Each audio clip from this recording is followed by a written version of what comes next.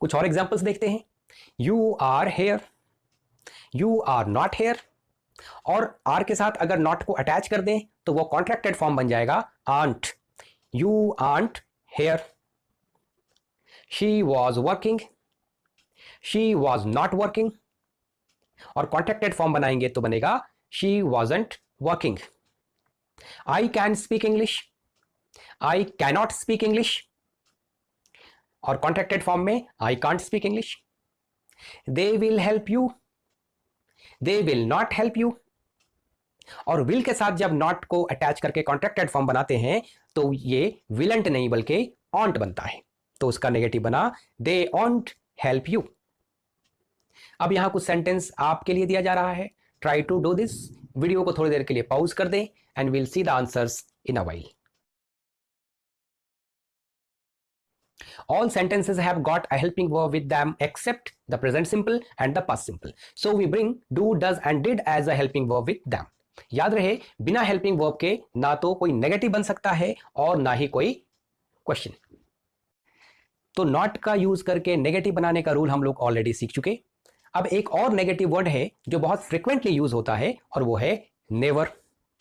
Never already एक negative word है, इसलिए नॉट फिर से लाने की जरूरत नहीं है। यानी सेंटेंस में जब हम नेवर यूज कर रहे हैं तो फिर नॉट की जरूरत नहीं है, क्योंकि नेवर का मतलब ही होता है कभी नहीं। इसका रूल बिल्कुल वैसे ही चलेगा जैसे कि नॉट का चल रहा था, यानी हेल्पिंग वर्ब के तुरंत बाद हम लोग नेवर का इस्तेमाल करेंगे। सम एग्जांपल्स, जैसे आपने कहा वह वहां नहीं जाएगा, he will not go there. अब आप कहना चाहते हैं वह वहां कभी नहीं जाएगा, तो हम लोग नॉट को हटाकर उसके जगह नेवर का यूज करेंगे, he will never go there. दूसरा एग्जांपल ले, मैं तुम्हारी मदद नहीं कर सकता हूं, I can not help you. मैं तुम्हारी मदद कभी नहीं कर सकता हूं, I can never help you. तो आपको सिंपली नॉट हटाकर उसके जगह नेवर का इस्तेमाल करना होता है। अब कुछ सेंटेंस आपके प्रैक्टिस के लिए है, वीडियो को पॉज करें and will see the answers in a while. So after negative let's learn yes no question. और हम लोग सीख चुके हैं कि वो क्वेश्चन जिसके जवाब में हाँ या ना कहा जा सकता है उसे कहते हैं यस नो क्वेश्चन। ये नेगेटिव में भी हो सकता है और पॉजिटिव में भी। Let's take examples.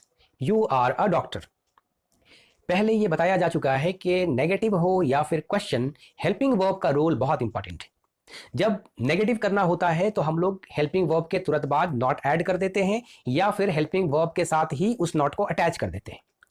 जब यस नो क्वेश्चन की बात करें तो हेल्पिंग वर्ब को उठाकर सब्जेक्ट के पहले कर देते हैं, तो वो यस नो क्वेश्चन बन जाता है। Example, you are a doctor. You यहां सब्जेक्ट है और आर हेल्पिंग वर्ब। इस आर हेल्पिंग वर्ब को अगर उठाकर यू के पहले कर दें, सब्जेक्ट के पहले कर दें, तो वो यस नो क्वेश्चन में कन्वर्ट हो जाता है। Are you a doctor? क्या आप एक डॉक्टर हैं? दूसरा example, he has called you. He यहां सब्जेक्ट है और हैज हेल्पिंग वर्ब। अगर इस हैज को उठाकर सब्जेक्ट के पहले कर दें तो वो यस नो क्वेश्चन बन जाएगा। Has he called you? क्या उसने तुम्हें बुलाया है? Next example, she can do this. She यहां सब्जेक्ट है और कैन हेल्पिंग वर्ब या मॉडल वर्ब। अब अगर इस कैन को उठाकर हम सब्जेक्ट के पहले कर दें तो वो यस नो क्वेश्चन हो जाएगा। Can she do this? क्या वो ये कर सकती है? अब कुछ एग्जांपल्स आपके लिए है, ट्राई दिस।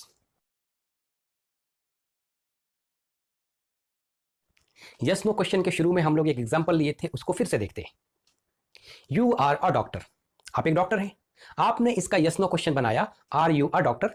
क्या आप एक डॉक्टर हैं? लेकिन इसी क्वेश्चन को हम नेगेटिव में भी पूछ सकते हैं, क्या आप एक डॉक्टर नहीं हैं? तो यस नो क्वेश्चन का नेगेटिव कैसे होगा, इसको सीखने के लिए हम लोग पहले ओरिजिनल सेंटेंस का नेगेटिव करते हैं, जो कि दो तरह से बनेगा। यू आर अ डॉक्टर और उसका नेगेटिव बना यू आंट अ डॉक्टर, और दूसरा बना you are not a doctor. ये जो आंट है, जिसे कॉन्ट्रैक्टेड फॉर्म भी कहते हैं, अगर ऐसा वाला क्वेश्चन बनाना हो तो हम ये पूरे आर और नॉट जो कि अटैच्ड है एक दूसरे के साथ, इस पूरे को उठाकर सब्जेक्ट के पहले कर देंगे, तो वो हो गया आंट यू अ डॉक्टर। और दूसरा वाला जो कि आर और नॉट अटैच्ड नहीं है, अलग अलग है, अगर ऐसा वाला बनाना चाहें तो हम सिर्फ आर को यानी सिर्फ हेल्पिंग वर्ब को उठाकर सब्जेक्ट के पहले करेंगे, तो ये होगा are you not a doctor. दूसरा एग्जांपल लें, ही हैज कॉल्ड यू। अब इसका यस नो क्वेश्चन बनाने के लिए हम लोग हैज, जो कि हेल्पिंग वर्ब है, उसको उठाकर सब्जेक्ट के पहले कर दिए तो बना हैज ही कॉल्ड यू। अब इसका नेगेटिव करना हो तो फिर दो तरीका, या तो नॉट को हैज के साथ अटैच करके रखें और ये पूरा का पूरा हैजंट बाहर आ जाएगा, तो ये बनेगा हैजंट ही कॉल्ड यू। और दूसरा तरीका, हैज और नॉट को अगर अलग अलग रखना है तो हैज उठकर सब्जेक्ट के पहले चला जाएगा और नॉट सब्जेक्ट के बाद आएगा, तो ये बना has he not called you. अगला example, she can do this. इसका यस नो क्वेश्चन बनाने के लिए हम लोग कैन को उठाकर सब्जेक्ट के पहले कर दिए, कैन शी डू दिस।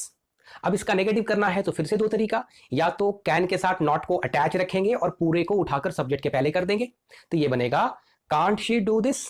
और अगर नॉट को अलग रखना है हेल्पिंग वर्ब से तो फिर सिर्फ हेल्पिंग वर्ब को उठाकर सब्जेक्ट के पहले करेंगे, तो ये बनेगा can she not do this. अब कुछ एग्जांपल्स आपके लिए and will see the answers in a while.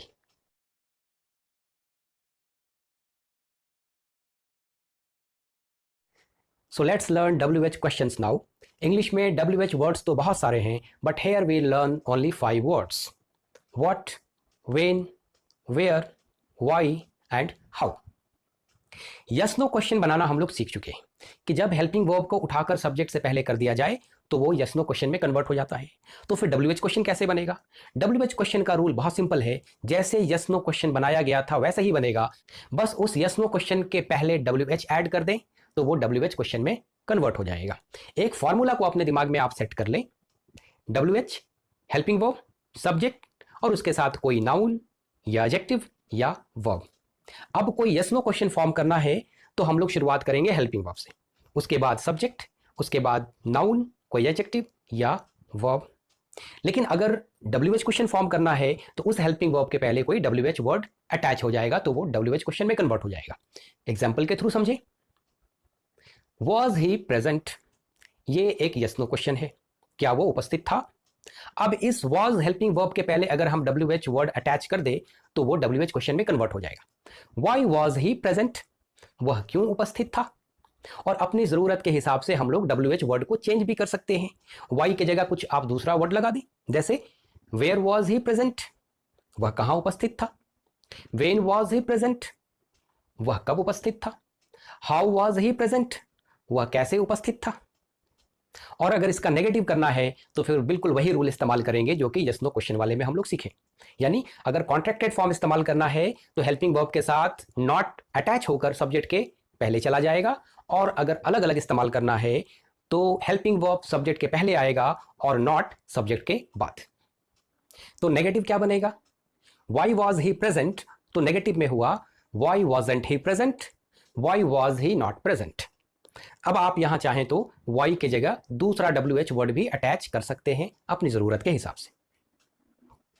दूसरा एग्जांपल देखें, will you eat fruits, WH, why will you eat fruits, when will you eat fruits, where will you eat fruits, how will you eat fruits. अपनी जरूरत के हिसाब से WH को आप ला सकते हैं।